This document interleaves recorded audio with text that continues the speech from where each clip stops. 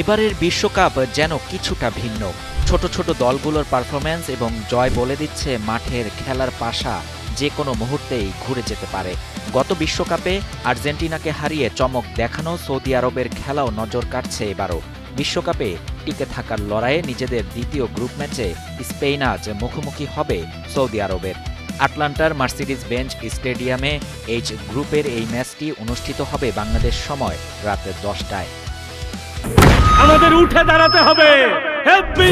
Speed, সকল অন্যায়ের বিরুদ্ধে রুখে দাঁড়ানোর এনার্জি পার্টনার। সাবেক বিশ্ব চ্যাম্পিয়ন ও বর্তমান ইউরো চ্যাম্পিয়ন স্পেন গ্রুপের প্রথম ম্যাচে নবাগত কেপ ভার্দের সঙ্গে গোলশূন্য ড্র করে চাপে রয়েছে। সৌদি আরবকে হারাতে না পারলে বিদায়ের অনুভূতি ঘিরে ধরবে তাদের। কারণ উন্মুক্ত হয়ে পড়া গ্রুপের 4টি দলের হাতে প্রথম ম্যাচের শেষে একটি করে পয়েন্ট।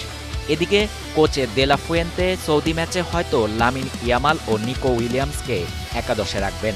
স্পেনের বিপক্ষে আগের দুটি সাক্ষাতেই হেরেছে সৌদি আরব। 2006 বিশ্বকাপে 1-0 ও 2012 সালের প্রীতি ম্যাচে 5-0 গোলে। ফিফা র্যাঙ্কিংয়ে স্পেনের চেয়ে 56 ধাপ পিছিয়ে থাকলেও সাম্প্রতিক সময়ে সৌদি আরব কঠিন দল। গত বিশ্বকাপে আর্জেন্টিনাকে হারানো সৌদি এবার প্রথম ম্যাচে শক্তিশালী উরুগুয়ের সঙ্গে ড্র করেছে। তাই নকআউট পর্বে যাওয়ার লড়াইয়ে দুই দলের জন্যই আজকের ম্যাচটি ভীষণ গুরুত্বপূর্ণ। স্পেনের জন্য আজকের ম্যাচটি যেমন নিজেদের চেনা ফর্মে ফেরার লড়াই, তেমনি সৌদি আরবের জন্য ইতিহাস গড়ার বড় সুযোগ।